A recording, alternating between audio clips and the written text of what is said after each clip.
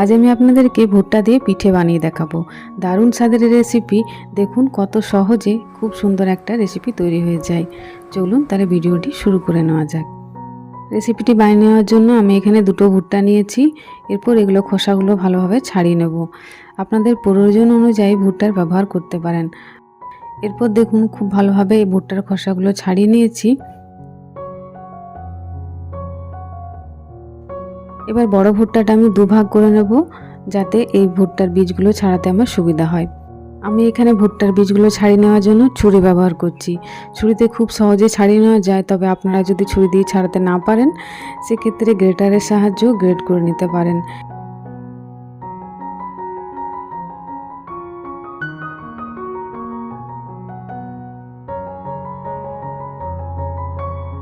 এভাবে ছুরি দিয়ে ছাড়ানোর চেষ্টা করবেন। এরপর দেখুন সমস্ত ভুট্টার বীজগুলো আমি ছাড়িয়ে নিয়েছি। এরপর একটা বোলের মধ্যে এগুলো ট্রান্সফার করে দেব। এরপর যেহেতু বলেছি ভুট্টার পিঠে বানাবো, তাহলে চাল তো অবশ্যই লাগবে। এখানে আমি নিয়ে নিয়েছি আতপ চাল। আতপ চালটা আমি বেশিক্ষণ ভেজাইনি, প্রায় 10 মিনিটের মতন ভিজিয়ে রেখেছিলাম। এরপর একটা মিক্সিং বোলের মধ্যে চালটা নিয়ে নিচ্ছি এবং দিয়ে দিচ্ছি ছাড়িয়ে রাখা ভুট্টাগুলো। এরপর খুব সামান্য পরিমাণে জল দিয়ে একটা স্মুথ পেস্ট বানিয়ে নেব। দেখুন সুন্দর একটা পেস্ট তৈরি করে নিয়েছি। এরপর এখানে দিয়ে দিচ্ছি বাকি সমস্ত উপকরণগুলো। এখানে দিয়ে দিচ্ছি একটা মিডিয়াম সাইজের পেঁয়াজ, সামান্য রসুন এবং দিয়ে দিচ্ছি সামান্য পরিমাণে আদার টুকরো। এখানে আমি ঝালের জন্য দুটো কাঁচা লঙ্কা ব্যবহার করেছি, আপনাদের পছন্দ অনুযায়ী ঝাল ব্যবহার করবেন। এরকম দেখুন খুব সুন্দর একটা পেস্ট বানিয়ে নিয়েছি। এরপর একটা বোলের মধ্যে এটা রেখে দিচ্ছি। এরপর এই মিশ্রণটির মধ্যে কিছু উপকরণ দিয়ে দিচ্ছি।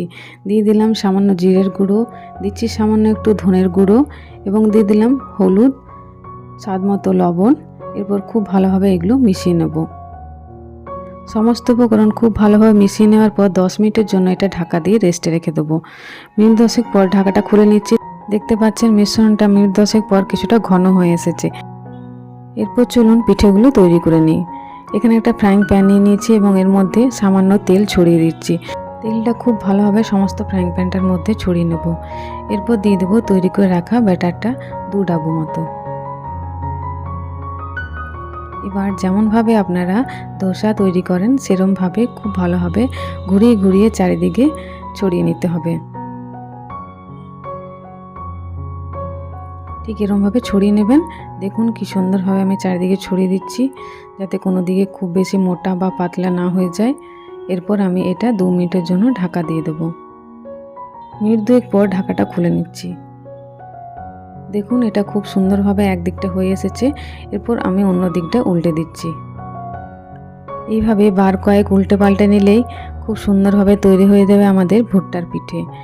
দেখতে পেলেন কত সহজভাবে একটা দারুণ রেসিপি তৈরি হয়ে গেল। এটা অবশ্যই লো ফ্লেমে করবেন।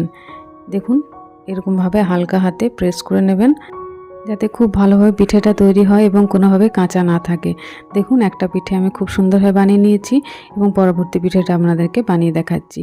আবারও ফ্রাইং প্যানের মধ্যে সামান্য তেল ব্রাশ করে নেওয়ার পর 2 ডাবু মতন ব্যাটার এর মধ্যে দিয়ে দিচ্ছি এবং ঠিক আগের প্রসেসে আমি ঘুরিয়ে ঘুরিয়ে সুন্দরভাবে একটা পিঠে তৈরি করে নিচ্ছি।